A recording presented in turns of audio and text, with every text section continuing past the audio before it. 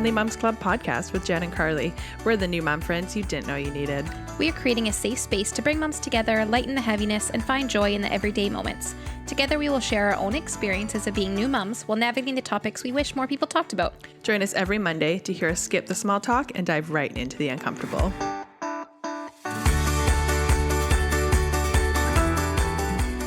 Happy Mom Day! Happy Mom Day, Karlee! Yay! Always a good day. We are here, and that's what matters today. We're both wearing black because it's a somber day. It's a somber day outside. I mean, it's not somber. It's like a bit of a struggle bus day today for us. Day? Both. Yeah. Week. Month. Long time. Little sweet Henry boy's been teething for what feels like 17 years. And I think we would have made the announcement by now. Yes, and we all hopefully. Know why. Jen feels just lapoo. Garbage. Like, I don't understand why you can't just enjoy pregnancy. I honestly... And rough. if you did, like, I am so jealous. And I know that's not a good thing to admit, but I am. I just wanted to, like... very legitimate thing to just, feel. like, be happy and excited and not have all the buts attached to it, right? Like, all the, like, I'm happy, but I vomit all the time. I'm happy, but I'm so unhappy and I feel so much pain and I can't actually enjoy it. And... There's no enjoyment. And like you were saying yesterday, this time you're not vomiting as much. So you're not, like, camping out on your bedroom floor. But, there's the but, you feel like absolute garbage all day. Yeah. And you're still vomiting, just not to the same degree. And I feel like you're actually having a similar experience to what I had. Yes. Where you feel sick all the time. So you're not sick enough that you have to live on the bathroom floor. Or go to the hospital. Or go to the hospital. But you're sick enough that, like, you can't do anything. All you want to do is be in bed all day. Yeah. But if you have to, you can get up and go do things with, like, immense struggle. Yes. So it's almost like you don't feel like valid in needing to be in bed all day because you're not like glued to the floor. Yeah. Which almost makes it more of like a mental struggle. I think it is. I think it's like... Yeah. I think it's, if you look at the percentage, it's definitely over 50% is mental. And like, there's the physical stuff that sucks, but I think the majority of the issues is the mental part and of you it. try to tell yourself, like, I'm not throwing up. Why can't I get up and do things? Yes. But you still have to recognize, like, you feel like absolute trash. Like we talked about this, but now I feel like I'm experiencing it. Before, I'd vomit, and there was relief. For like maybe only a few minutes, but there was relief I got. Yeah. And now I'm not getting that relief. Yeah, like, I'm vomiting sometimes, yeah. but not enough to like get the relief. It's so like I feel like... constant, you feel like crap, you're less energy. And Yeah. it's then the struggle, the like spiraling of like, well, you're shitting all over yourself. I should be able to get up. I'm not sick this time. I'm not throwing up, but you have, it's like, it's a mind. It is so hard. Pregnancy. I'm sorry. There's no winning. I mean, I love it. And we're so excited, but every time I tell people, I'm just like, you're not. Well, I look like garbage and they want to like do things. And can I come over? I was like, no. I can't actually see people. I'm not really leaving the house. Like, it is a miracle I'm here today. And we're not sure why, but I woke up feeling okay. So we're doing it. We're doing it. Daddy's upstairs with the baby. They're having a little nappy. Yeah. Lucky guy. I know. The dad's got Jordan. So yeah, job, we're dads. ready to go. We're here. And today's a fun topic. So I was actually excited to do this one. Good one. Because it's like well, you talk about some negative stuff, but then it's the feel-good stuff. Yeah, the feel-good stuff. So today we are talking about how to be a good mom friend. Mm-hmm.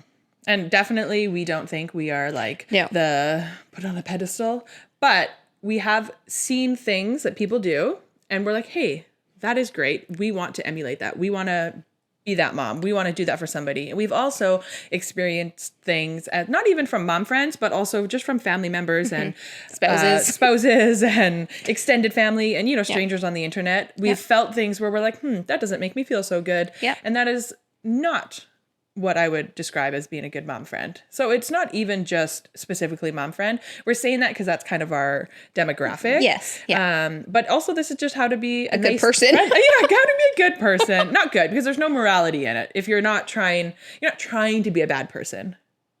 Okay, yes. Yeah, you know what I'm saying? You're thinking a lot into this. Yeah, but you're not a bad person if you've done these things because we've all done them. We've all done them. We still continue to do it. We just talked about how we still screw up every day and we're actively trying and reflecting on these things and we're still screwing up. So you're not going to be perfect at this. But I think the whole point is that you can recognize maybe that wasn't helpful when I just said that. Like maybe what's a way I could rephrase if next time this comes up, I could try to say it this way instead or. For sure. Especially because your intentions usually are, well, most of the time are good. Yes. It's just sometimes your intention and your impact, they're different. You know, like how things actually come across. Exactly. Yeah. Yeah. It's like when you text through things. You know how sometimes you text and it sounded so good and you press send and then you're looking at like, I don't think they're going to take this the right way. Like, that actually sounded like garbage when I texted it out. That's not what I meant. It's hard to have important conversations over text because people can take things differently and like... Yeah, I can't text important things with my mother because then we both just get all fired up. And yeah. Like one time I made a comment, like, Stephanie Tanner or Michelle Tanner, how rude. One of them.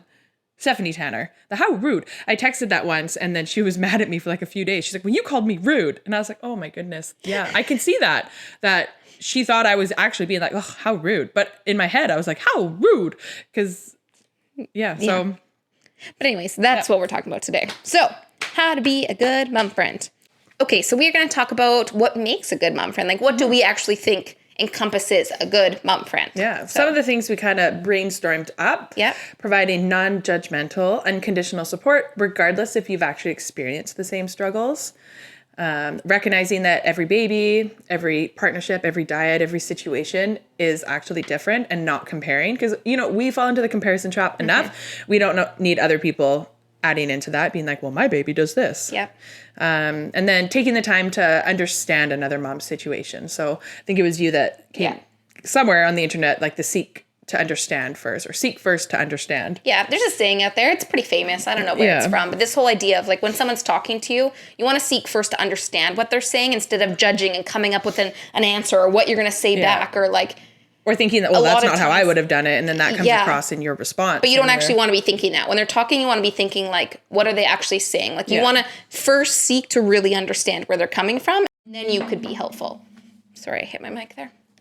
I'm mad. But anyways, that is what we think being a good mom friend really encompasses. And really at the end of the day, it's just all about trying, like just trying your best. Because like we said, you're not going to be able to do it 100% of the time, but just really thinking like, what would I need in this situation if I was them? Like, what do I want to hear? Yes. What is the actual impact of what I'm saying? Because like we said, a lot of the time there's a good intention there, but being a mom, being a dad, being a parent, there's a lot of emotions involved. And as we all know, because we've either been through postpartum or pregnant or tried to get pregnant, the littlest thing can set you off. And if somebody says the wrong thing when you are already feeling very vulnerable and down and like in the dumps, it can really just like set you off. So, your hormones are already on a roller coaster. So if you're on that low point and someone says something like, we're dealing with a very vulnerable population, our poor partners. But I know. So, it's like a guessing game. Like, exactly. Is this gonna actually come across okay right now, or are they gonna rage about this? Like, it's a very fine line of what mood we're gonna be in. Like, it's no good. But so one of the things we wanted to go over before, like we kind of gave our example of what makes a good mom friend, but something we want to actually go over is there's ways that we can invalidate a mom's experience and their feelings. And these are things that we've all experienced happen to us. These are things that we've done to other people unintentionally. So we kind of wanted to go through. We have a list of 8 things of ways that we can invalidate people and their experiences. And you might be feeling a lot of things. Like there's so many different struggles that start when you're trying to conceive, pregnancy, postpartum. Like there's so many different things come up that it could be along the spectrum. Like we're talking about loss, infertility, colicky babies, sleep regressions, unsupportive partners, unsupportive families, death, loss in the family, traumatic births, postpartum mental health struggles. Like there's just a list. Like it's not like 1 or 2 things come up that you're going to not know what to do and you're going to be feeling stressed about. Like, I don't know, there's probably hundreds of things on a list that you're going to be stressing about at any given moment about your baby and about you and how your scar, if you had a C-section, like, is it healing okay? Is it not? And like, is your vagina healing? Weird. like you're going to have a lot of stressors that come up. So these are some things, like these 8 things we're going to go through, of ways that your feelings are just invalidated. So things that are just not really very helpful. So the first one is, this one comes more from... the boomer generation. Like more family, older generation. So it'll be like, well, I did it and it was hard. So like, now it's your turn to do it. Like, I did it. Like, exactly. This is a terrible... It's like the whole like, I walked up... that I walked to school uphill both ways. So you can do it. Like, you can walk uphill. Like, that's fine. I did it too. So it's this way of like, just because I had to struggle through it means you should too, which is not fair at all. Like different generations, there's different timings. Things were very different back then in the olden days when my mom had me. But it was just different. Like, I don't even think my grandma drove. So how was she going to drive my mom to school? Because she didn't drive. Like, it's very different times. So you can't compare their situation with ours now. Yeah. And even if you could, it doesn't matter if one person went through something really hard. That doesn't mean they can't be supportive of somebody else going through something hard. Yes. It doesn't mean that I want everyone else to go through hyperemesis. Yes, like, exactly. I don't actually want everyone else to be puking like this just to be like, see, now you know my struggle. Exactly. Like, I don't actually want that. Maybe you're a psychopath if you want other people to feel all these terrible things, because it's not fun. But anyways, so that's the first one. Mm-hmm. The second one, very common. Yes. This happens literally in every stage of parenting, and it is so frustrating. The whole just wait until, because the whole, oh, well, just wait until they're walking. Just wait until they're eating solids. Just wait until the 8-month sleep regression. Exactly. 12-month sleep regression. There's a lot of sleep regressions. There's always going to be another sleep regression. There's always one. And that doesn't help, because if you're struggling with something, say you have a newborn and they're not sleeping well, and someone's like, oh, well, just wait until the sleep regression, whatever sleep regression, just add a number and then say sleep regression. And apparently it's a thing. That doesn't take away from the fact that, like, at that moment you're struggling. So it actually adds another layer of stress on. Of guilt and stress and shame. Yeah. Like, oh, I can't handle this. And then you feel like you're not what's the word when you're not, I've been struggling with word recall. It's been very difficult. Competent. That's the word. You feel like you're not a competent parent if someone's like, oh, well, just wait until this. Like, and then sometimes I'm like, what is that? And I'm Googling because I'm like, what is this? Is this a thing? Like, what does this regression mean something? So I'm adding more stress about, like, crap. Yeah, I didn't even know this was a thing that I needed to worry about. And it's just, it doesn't help anyone. It's not helpful, because if you're struggling with something, it doesn't matter if it's going to get worse.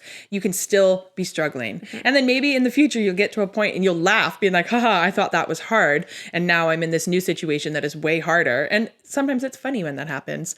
Like when you laugh about it with yourself or your partner, or you get to that just wait until scenario and you're like, this is actually fine for me, because every person handles things differently. Yeah. And there's so many other variables happening in your life that can, like, magnify one little thing. So maybe when you're had a newborn, your partner just started a new job. So that was a very difficult time for you. And then people are like, oh, well, just wait until you have 2 kids. And then you have 2 kids and life is a breeze because your partner's settled in their job. I don't know.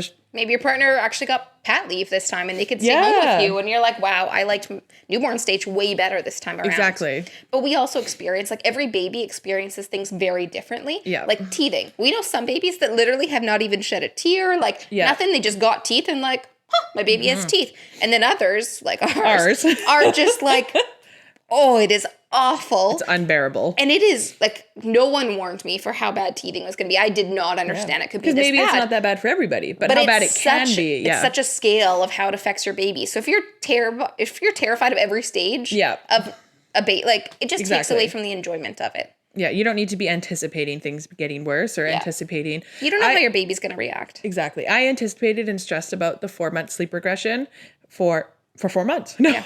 Literally, as soon as he was born, you stressed about it. And it was hard, but it was a couple of days for us, because then that's kind of when we did things, like we started co-sleeping and then we moved him to his own room, and ours happened closer to, I think, 5 months, and it was okay. It was hard. Yeah. Actually, I think it was a few weeks, but look at this. I forgot about it already. Yeah. Because you move on to the next, you're in the teething struggle right now, so you forget about the other struggles. Exactly. So yeah, that's that one. Okay. Number 3. Yeah. So when someone wants to vent about something, it yeah. could be about someone as well. But then people just say, well, at least. Yeah. There's a really great Brene Brown video, which I think we've talked about before, but we'll link it. It's on empathy. Yes. And she says, no empathetic statement has ever begun with at least. So her examples are, I think hers are about miscarriage and loss, where someone's like, oh, I had a miscarriage. And then someone's like, well, at least you can get pregnant. Like, that's not helpful. Yes. And there was actually a real life situation, that sounds so serious, that happened between one of us. And you know what? It might have even been one of us that said the at least statement, but I remember it. And I remember thinking, oh, that's a good example. I believe you were talking about how Jordan was waking up during her teething saga like 5 or 6 times a night. Too many times. Yes, way too many times. Yeah. Somebody asked, oh, well, is she waking up to feed or cuddle, or like, is she settling? What does she do when she wakes up? And you were saying, oh, we can either cuddle her or give her a bottle, and she's settling quickly. And then the reply was, well, at least she's settling fast, so she's not up for a long time. And it's like, well, okay, yes, that is like a tiny little perk that she's not up for hours and hours, but that doesn't negate the fact that she's still waking up 5 or 6 times a night, which sucks. So just saying, oh, well, at least this or at least that doesn't, it's like you're trying to silver line it, like Brene Brown says. And yes. Well, she has like, she actually silver lines it. She silver lines a little cloud, I think. Yeah. So it doesn't actually make it better. And yes, sometimes a situation could be worse, but like we said, it doesn't take away from whatever situation they're going through still being hard. Yes. And that's actually number 4. You basically already jumped the gun to the next one. Look at me go. Yeah. Just because someone is struggling more or their situation is harder doesn't invalidate your own struggles. Exactly. So like we're all struggling differently right now. Like right now I feel like I'm just down in the dumps and puking and just awful every day. Bleh. But just because then Karlee's dealing with teething, that doesn't make my situation worse because I'm vomiting. Like we're both struggling. We're both going through something hard, and they're completely different hards, but they're both still hard. And she's allowed to vent and complain and not know what to do and be just cry. Like she's allowed to do that. I'm allowed to cry, and there's no judgment or comparison about whose hard is harder. Like that doesn't matter. It doesn't matter. Doesn't matter at all. We can still be there for each other and give each other space to vent and talk about what's going on without having to compare the situations. Exactly, because our struggles are unique in their own ways. Like or even if, say, we were going through the exact same, like, say both of the babies decided, they're not going to, but if they decided next week, we're going to go through a sleep regression. I mean, Henry's already in it. So say both our babies start waking up 6 times a night. It's not like your situation is harder because you're also pregnant and struggling with that. Yes. But then also it's not like my situation's harder because my partner's at work where your partner's off work. Yeah. Like they're different situations. There's so many different life, what's the word? Variables, like, that come into play with these things too, that can make something easier or harder. Exactly. So you can't compare. And especially if you don't understand what someone is actually going through and what their home life is like, what their support system is like, you don't actually know what they're struggling with. Like they may say one thing, like I'm struggling with teething, but it could be like teething is a little bit hard, but really what they're struggling with is the lack of support at home and they're not getting any help. And so the teething, it might be like not hard at all. Exactly. But it's seemingly so hard because they have zero support at home. So they're going through stuff with their partner. They're going through stuff with their family members. And so any little bit of teething their baby has is going to seem awful. And that is stressful and that is hard. And it doesn't take away from. Exactly. So someone's situation, like on paper, might seem easier or harder than yours, but you don't actually know what's going on. Yeah. But even if, say, you do know all the details and somebody is having a harder situation, that doesn't mean your struggles don't matter. Yeah. And don't ever try to invalidate yourself. Like, I can't feel upset because I know Karlee's going through this. Yeah. Well, no, you're still allowed to be upset about what's going on in your life. Like, you're still allowed to need support. You're still allowed to vent and need your friends and need your support network. Like, don't ever try to like hide and not want to talk about your problems just because you don't think they're as bad as someone else's. I remember growing up, people would always say, oh, well, there's people starving in Africa and this and that, which, yes, that is awful. And it's very sad. And that is an issue that obviously needs to be addressed. But that doesn't mean that, say, you forgot your lunch and you're hungry, that all of a sudden that doesn't matter. I get hangry, so that would be an issue. So sad. Okay, so the next one. Number 5. So when people are actually struggling and they're trying to express what they're going through, sometimes they just want to vent. And so sometimes when you jump in and try to give advice of like how to fix it, sometimes that's not actually helpful. Sometimes you just need people to listen. Yeah. And we'll talk about in our next part where we talk about what to do in this situation. Yeah. But sometimes we invalidate somebody's experience by trying to be a fixer. So it's like, well, you could just do this. If someone's like, oh, like, I don't know, it's so hard bringing formula out. And they're like, well, just get this and that and that. And it's like, well, even that is still work. So they're just trying to like vent about how hard it is to always have to bring food around for your child. Like, it's hard work. You got to pack all this stuff. You got to pack the baby. Like, it's a lot of things to pack. Yeah. So sometimes somebody just wants to complain. And you are allowed to just complain and just let it out. You just need to vent. A good vent is sometimes very therapeutic. A good vent, a good cry, and a good poop. Yeah. Oh, the trifecta. Good food. Good food. I also need good food. Yeah, not while you're pooping. I mean, whatever floats your boat. Yeah. Okay, moving on. Number 6. Yeah. Well, you wanted this situation. You wanted to have another baby. Yeah. You wanted to have a 2nd, 3rd, 4th, 5th, 6th child. You wanted to go back to school. You wanted to breastfeed. Oh yeah. Yeah. You asked for it. Yeah. I feel like that right now, being pregnant again, like knowing I had a good chance of getting hyperemesis. It's like 90-something% chance that if you had the one time, you're going to have it a second time. So I feel like now I feel bad, and this is a me problem. This is, no one has said this to me, but this is a me mental issue that I should talk to with my therapist, of this, like, I feel bad saying that I don't feel well because, like, I knowingly got pregnant. Like, I knew that the chances of this were like 90-something%, and I still did it anyways. Yeah. So, but you still want a baby. So, like, it's, you know, like. But it messes with your head, right? So I'm basically doing this one to myself. Well, like, I totally understand where you're coming from. I get that. I was just going to try and be a fixer there. So I'm just going to say. I get it. I get it. I actually do get it because it's hard. It's hard. So, number 7. Oh, yeah. I could never do it. Yeah. Oh, I could never do what you're doing. Yeah. I can't. That doesn't actually help. I can't even imagine what you're going through. Yeah, it does. It doesn't help. So it sounds like you're like empowering them, like, oh, I could never do what you're doing. But really what you can be doing is just reminding them that their situation is so difficult that someone else can't imagine ever. Like, they can't fathom having to go through that. Yes. Which is like, that really sucks. Just when you like really stop and think about the statement, you kind of, when you start like looking at it and how it sounds, like what you're actually saying, you kind of start to realize like, maybe this isn't helpful. And this is one that a lot of people don't think about. And I say this all the time, like, I can't imagine what you're going through. But is that really helpful? Like, and we're going to go over like what better ways to phrase this after. So we are going to get into that, but just, it's not a very helpful phrase. No. Like, your situation is so difficult that somebody else, like, it's their worst nightmare almost. Or even the whole like, oh, like, I could never do it. Well, a lot of times the situations people are going through, they didn't ask for. So they've had to learn how to be strong. Exactly. They've had to learn and grow and figure things out and struggle. And it's not, they're probably dragging themselves along. So when you say that, they're just like, oh, cool. Like, I didn't ask for it either. Like, cool, great. Like, thanks. Yeah.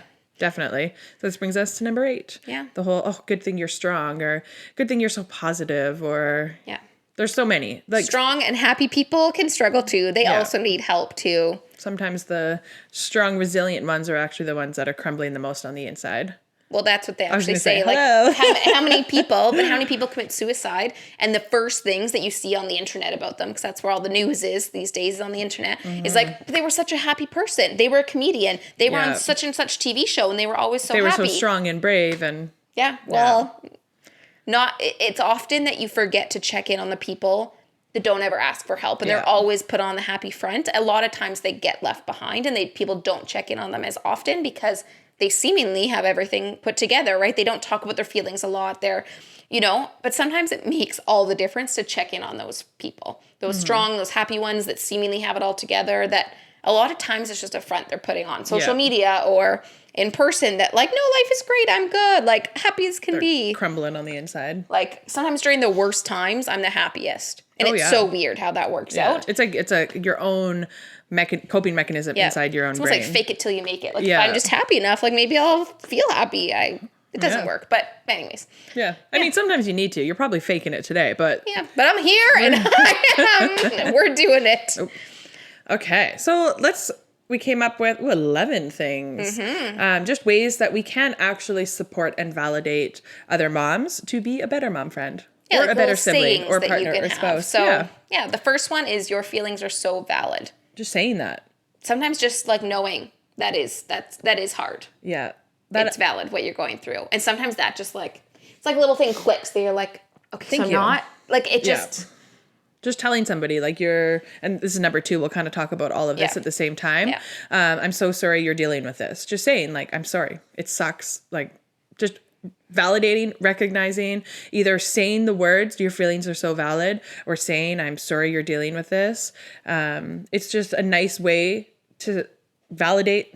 That's it. You're validating them without any of the other stuff, the fixing, another one is thank you for sharing with me. A lot of times people have to be very vulnerable to share their kind of like deepest, darkest insecurities and struggles. And so just saying like, thank you for sharing is kind of like that. Oh, like, okay, like it was a safe place to share and it didn't hurt me to share. Yeah. Because if you've ever shared something being vulnerable and it was not taken well, you never want to share again. Like, and it really does a number on your mental health and like asking for help again, you're not going to want to. And I have examples of this, but we don't need to get into it. Especially if they kind of, you share something and it makes them uncomfortable. So when they're uncomfortable, they start doing all of the things. Oh, at least I can't imagine what you're dealing with, or all the other ones. Yeah, you know, they try to fix it. After that? They get nervous and they try to fix it, or they're like, oh, well, at least this, or yeah. It's fine. And if you don't know what to say, I think this is actually from the Brene Brown video. You can just say, thank you for sharing that with me. Like, I'm so sorry you're dealing with this. Your feelings are so valid, actually. And it's not like, obviously don't say that if you don't mean that, but that is just something you can say to make somebody be like, okay, this is a safe place to share. In the Brene Brown video, I'm pretty sure we're talking about the same one, but it's like a person is in a hole and there's a ladder. And it's this whole idea of like, instead of shouting at them from above, like, that sucks, I can't imagine what you're going through, and just like shouting, that idea of just being with them. So like going down the ladder into the hole with them and just sitting with them and saying, your feelings are so valid. And that's how it's depicted in the little video. So we will link it because it's just, I find it very powerful. It's not a very long video, but it's very, impactful and in a short amount of time. So we'll definitely share that one. It's a good one. The next one is one Karlee actually did. And it was this whole idea of, if you are venting, instead of trying to be a fixer, and she did this, I can't remember who was venting. It was one of us moms in a mom group. And she just said, like, do you actually want solutions, or do you just want us to listen? Because a lot of times when you're vent, you know what the answer is. You know what you can do. You just don't have the energy to do it. Or you just need to vent. You need a good vent session. And I had never seen anyone do that before. And I was like, oh, that's actually good. Like, I like that. I'm going to use that. Like, do you actually want solutions, or do you just want to vent? Because that's totally fine. If you just want to vent, that's fine. Right? And then you say, your feelings are so valid. Yeah. I'm sorry you're dealing with this. Or just say, I'm here to listen. Yeah. Yeah. So it's a big, impactful statement. And you're like, this girl gets it. Like, there's something to that. You're like, I feel very safe sharing and being vulnerable right now and not judged. And, like, this person gets what I need. And that there's comfort in that. It was actually born out of necessity for me, because I was telling Jen before we started, an ex-boyfriend years and years ago, he was a fixer. And out of, like, there was good intentions to it. I would complain about something and then all of a sudden hop into solution mode. Well, we can do this, this, and this, and this. And one day I realized, like, that's what's bothering me. I don't want your solutions. Sometimes I do. But in that moment, I was like, I just need you to say, like, that sucks. Instead of hopping into solution mode and trying to fix everything, just acknowledge that what I'm going through or experiencing is hard. Just say that sucks. And then there was one time I went on a rage and I was like, this happened and that happened. And then I could see him sitting there and he's just like, that sucks. Like, he's like wanting to say all this other stuff and kind of felt silly for saying that. And I was like, thank you. And then I think we got into solution mode, but just validating, recognizing, like, that sucks. Yeah, you can go into solution mode later, like when they're ready and if they need it, you can do that later. But the first part of just asking and then listening to what they say is important. And I definitely know hero or angel. I also jump into solution mode all the time. And then I have to think back, like, oh, wait, am I just being that annoying solution fixer? And I'm like, hey, wait, no, backtrack. Yeah. Back it up. Yeah, that's number 4. Yeah. Number 5. This one goes back to I can't imagine what you're going through. As we went over, that's not helpful. What you can say is, I imagine statements. So say, I imagine you're feeling very overwhelmed and very frustrated. I imagine you're very tired and angry. I imagine that was very uncomfortable for you. Instead of saying, oh, I can't imagine whatever. Yeah. It's helpful. That little change of wording can make a difference. Because that's what I think you're trying to say when you're saying, I can't imagine. It's just a phrase people use so often that I think we all use it without really thinking about what it actually means. Or sometimes like the double negatives. And when you throw in the negatives here and there, sometimes you don't realize what you're saying. And that the impact. Yeah. This is another good one. A list of things that you actually can do. So instead of being like, I'm here for you, which is good to say that, but a lot of times no one is going to say, yes, actually, I need you to do this for me. So if you actually come up with a list of tangible things that you could do to help and give those options, like, I'm free tomorrow. How about I come over? I can clean your house. I can bring you a meal. We can sit and have lunch together. I can watch your kids so you can go have a shower. Like, you can give actual tangible ideas of how you can help. And a lot of times it's easier to say yes when you're kind of given those actual options and not just, I'm here for you. Yeah. Kind of open-ended Let me know if you need anything. Yes. I'm happy to help. And like, those things are still helpful and it's still a nice thing to say. But if you actually do want to help somebody, especially if you get frustrated that you're always offering, like, oh, I'm here for you, let me know what you need, and then you're not getting taken up on that offer, maybe change the words and say, okay, I can either drop off lunch, bring you coffee, or drop off groceries, or take your dog for a walk, or do the daycare drop off, or I don't know. Yeah, one day I remember Shannon, like mom friend Shannon, and she said we can say her name, so we're sharing it with permission. But she just came and dropped over a coffee and like a treat for you because you were having a bad day. And she didn't ask, she just dropped it off. She didn't stay. She wasn't like trying to come in and have a social visit. She just was like, you're struggling. I think this could help you, and she dropped it off for Karlee. Like she did get a show that day, though. Oh, that was the day with a little nip slip. Nip slip. The whole boob was out. But yeah, she got her money's worth. She did. But yeah, she did. I think she messaged me and just said, "Hey, there's a coffee and a muffin at your door." Yeah, and she's done it more than once because she has. Yeah. But it's actually helpful because how good does that coffee taste too? Good. Like when someone else brings it for you, and it's just like. Mm-hmm. Like she doesn't do it for something in return, which is something else we have. Oh, number 10. Look I'm just skipping ahead. Have no expectations for something in return. Like when you're actually being there for someone, you're not doing it to get it back. You're not keeping bringing a score in your head. Like, I brought Karlee 4 coffees this month. She needs to bring me 2. Like maybe Shannon has a little tally at home. Yeah. No, she would never. How many times has she seen your boobs? And how many times have you seen hers? Well, is it fair? We do go swimming together now, so I've heard this. Yes, and you get your babies ready together. We do. And, which makes sense because if you've ever brought a baby to the swimming pool, it's a lot of work. Oh gosh, it's so much work. And the change rooms, the single change rooms are so small. And then they do have the larger family ones, but it's excessive for us to each go on our own because they're big. They're big enough for 2 or 3 strollers. So often 3 of us will go in one with our strollers. And I mean, it's not like we're sitting there taking pictures of each other. We're just getting changed. And I feel left out. My swimming lessons I'm not getting naked mom time. Well, Wednesday mornings. Okay, well, we'll move on. So yeah, just to finish off number 10, what you were saying. Well, we're jumping out of order here, but you're not doing things. You're not keeping score. You're not doing it because you're expecting them to do it back. Yeah. It's the whole... No, that's something else. I was going to say there's no real good deed because it always makes you feel good. That was from Friends. Remember? Phoebe was like... Oh, yes, I do know. That's different, though. Yes, it is.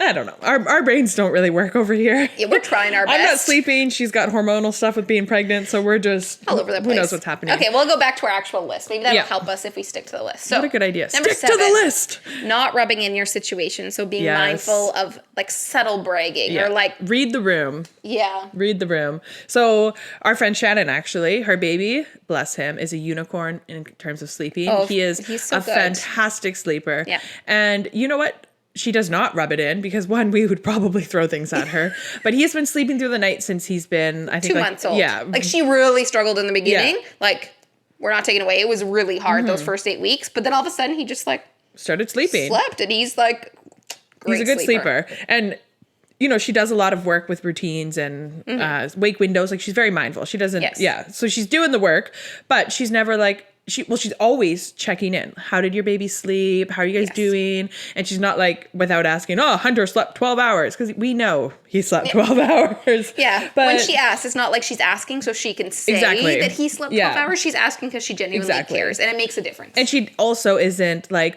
I do this and he sleeps through the night. Because he's not sleeping, her routines and stuff do help, but some babies just have a higher sleep drive. So if I followed the exact same routine with Henry, he probably wouldn't sleep through the night. Yeah. So she's not trying to like humble brag or tell me like what I'm doing is wrong or, anyways, she's great. Yeah. We like her.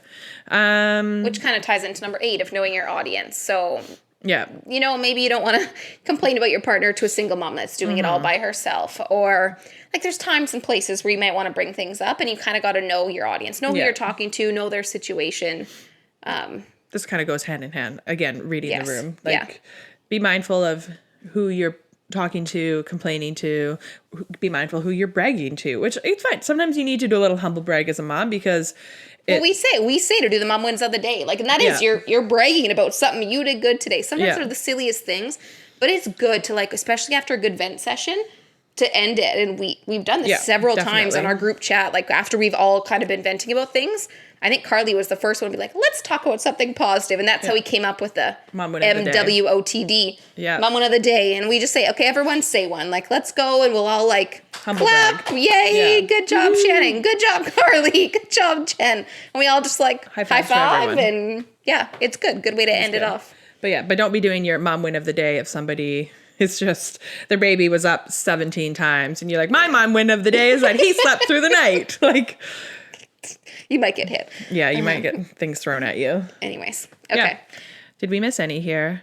I think just like checking in with your friends, and this is the same thing about that, like those strong, silent friends, the happy friends, like you still need to check in on them too. And if you haven't heard from someone in a while, there's no harm in sending a message. And again, you're sending it without the expectation of anything back. Sometimes, even a reply. Yeah, sometimes that means a response, because I know right now people have been messaging me, checking in with me, like know that I'm pregnant, that know that I'm struggling, and I just don't have the energy some days. Like I see messages pop up and I'm like, oh, that's so nice. And I feels good.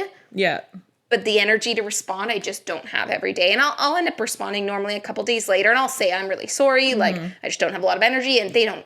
And no one cares. Knowing the people checking in, they're not checking in and like they have a little tally. Jen has not replied in 72 hours. Yes. But it's just that like they're checking on me and they don't need me to respond. Yeah. They're really just saying like, hey, we're thinking of you. We're here. Like, yeah. Bless those little sucks emojis. What you're going through. Yeah. Sometimes I just double click to like, so they know I read it. I liked it. I gave it a little harder a thumbs up. And that way they know I saw it. It meant something to me.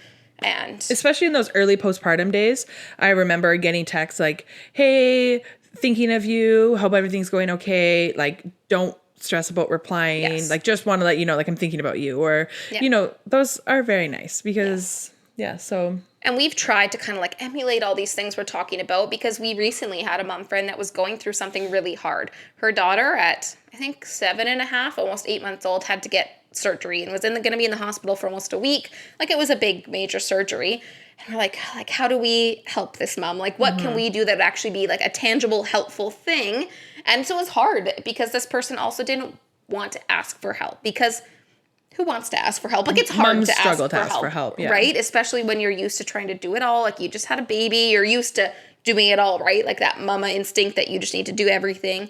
So we came up with like a little meal train idea that people were going to bring meals. Give yourself a pat on the back. Doesn't matter. But there were so many moms. We brought it up to a few moms, and I was kind of like, some people didn't know her, had only met her once, and they were like, yes, we want to help. We want to be involved. We'll make a meal. We ended up doing a gift for her, like things that she could have at the hospital, because she's also one of those people that, and moms just often do this in general, that they don't take care of themselves very well. So we're like, what would be helpful for her to have at the hospital? And like, Karlee being a nurse was like, oh, good snacks, like instant coffee packets. Like, oh, what about a mask so she can get some sleep and the room is darker? Like earplugs or headphones, like, you know. So we just kind of went through the list of like what would actually be helpful for her when she's in the hospital. A game book, like crosswords and Sudokus, that type of stuff. So we got her like a gift that's a tangible, like, you can do this. And we got skip the dishes, because food is my love language. I don't know about you, but it's a good love language. And it's when you're in the hospital. The food's trash. It's awful.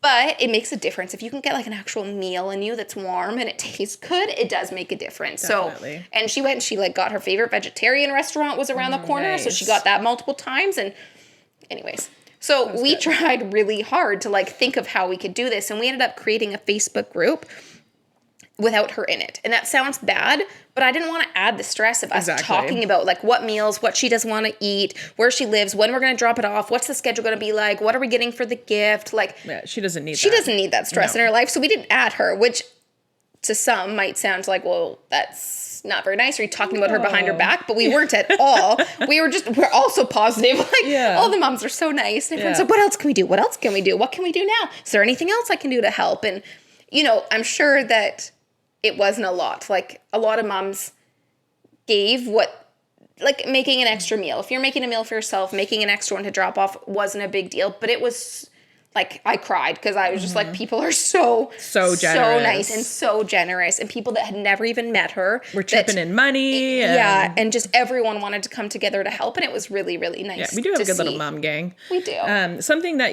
number 11 here, that you did in that scenario that I'm going to toot your horn for, is that she offered to share information for her. So originally she offered to share information about the fact that this was happening, and then also did provide some updates. And that way this person didn't have to go through like having to tell everybody, because it's hard and it's vulnerable. And you also like, it's overwhelming when all these people message you and you're having to explain this really crappy situation to 20 moms messaging you. It just triggers. That's something you can offer. I think you offered, right? You're like, I can share this with people if you want. Obviously get approval. Yeah. And then also in any hard situation, if somebody, say, is going through a loss or they're struggling in pregnancy, you can say, hey, you can update me and I can update people for you. That way people kind of know what's going on. They're in the loop, but they're not getting the burden of like having to reply to everybody. And that is think something. about if you went through a loss. Do you want to tell that to everyone? No. Like, but do you need support more than anyone else in that moment? Yes. Exactly. But no one is going to ask. Like I recently found out that there's a group in Vancouver. They're fairly new. I think it's called like Caring for Motherhood or something like that. And they get together like free care packages to anyone that had a miscarriage, and that they bring it to these women to support them. And it's totally free. But like, how are you going to get that support? That's what I'm kind of curious. Like, how are they reaching out to these women? Because so many women that had a loss aren't going to want to be like, yes, I want a free care package. Like, you're not thinking about that, right? Yeah. So I wonder curious. if it's like a friend or somebody that... Yeah. But maybe you need to be that person that if provider, you know someone, that you reach out and say that my friend could really use some support right now. So it's a very interesting program, but just kind of on this same what we're talking about now. I thought that was very cool. Yeah.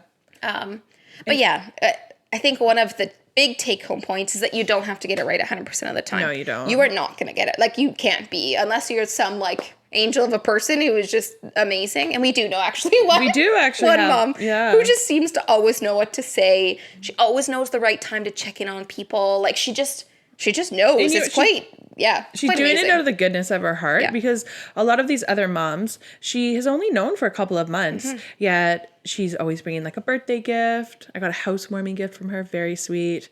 Yeah. She spearheaded the mom that was having surgery for her baby. She spearheaded having a barbecue, a picnic birthday in the park for her. And I was like, do you even really know her? But like, she's just so kind-hearted. It is so sweet. And it's kind of empowering. Like, it makes me want to do better. Exactly. It makes me learn what's actually good and what's bad. And I found that I can learn a lot from her, which is really cool. Even her language she uses. And the words, her verbiage is very... The verbiage. What a good word. I know, right? I felt like I sounded smart saying that. Really, she's the smart one. But so you're not going to get it right. And like, you can learn though. And that's the big take home, is that you're not going to get it right 100% of the time. But the biggest point is if you can actually look back and say, okay, maybe that wasn't helpful. Like, what can I do better next time? Do I need to message and like clarify something and check in to make sure that what I said actually was taken the way that I intended it to? Like, sometimes you need to, sometimes you don't, and you just need to learn for next time what a better way. Yeah. And even saying, I was thinking about this because checking in with somebody and saying, oh, I said this, I hope you weren't offended. That is also different. That's one thing. Making sure that you weren't like misinterpreted, but you could also say in this sense, I said this and I'm recognizing that may have been inconsiderate or that was inconsiderate. I'm sorry to have, like if you said, oh, well, you acknowledging that you screwed up. Instead of being like, oh, you may have misinterpreted this wrong and been upset, owning it and saying, I said this, that was inconsiderate. I am so sorry you're going through this, A lot of times you can tell, like, even if it's said, someone says, I can't imagine, you just know based on everything else they said that they had good intentions, that it won't bother you. Like, the person isn't going to be like, oh, I can't believe she said that, and they're not going to be so offended. If all you do is say all those negative statements that we talked about, then it's going to make a difference. But really, like, your intention and how you come across, it's going to make all the difference. For sure. Just the fact that you're caring and that you're probably checking in is going to make 99% of what you say okay anyways. But we just kind of wanted to say, like, what do we think actually makes a difference, and how you can say things that are more impactful. Definitely. Yeah. And from that, should we hop into the good old Mom Day mantra? Yeah.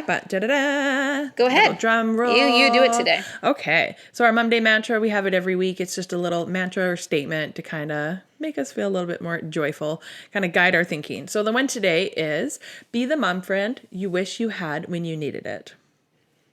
And it makes a difference. If you think, like, when I'm struggling, what actually makes a difference right now? And then do that for someone else when they're struggling. Like, you're going to hit the nail on the head. It's going to make a big difference. And it goes both ways. Like the one friend we were talking about, our little angel friend, we see things that she does and we're like, I'm going to do that for somebody. Yeah. And then also sometimes you see the way somebody reacts to something and you're like, I'm not going to do that, because I can see how that is not actually supportive, even though that wasn't the intention. I think, like, being a good friend just means your ability to learn and grow and actually, like, acknowledge if you did something bad, reflection, like all these good keywords. Reflection is key. It is, but it's hard. And if you're not in a good place, you're not going to want to reflect, and you're just going to want to blame someone else, because that's the easiest thing to do, right? Than saying, oh, I said something that was probably inconsiderate. It's so much easier to say you misinterpreted that. Exactly. That's not what I meant. That's a you problem. Like, obviously you read that wrong, right? Like, that's not actually helpful. That's so 90s. Cut it out. I haven't seen anyone do that. Oh, that was good. You did that. That was very good. Anyway, so if you like and you want to listen to us some more, please subscribe if it's on podcast or on YouTube. I think you can like and subscribe. Yeah. But it would mean a lot to us, and it helps other people kind of see us and come up more. And I don't know, the algorithms and how it all works. But if you could subscribe, but apparently liking and subscribing, that would be great. So you know how else you can be a great mom friend?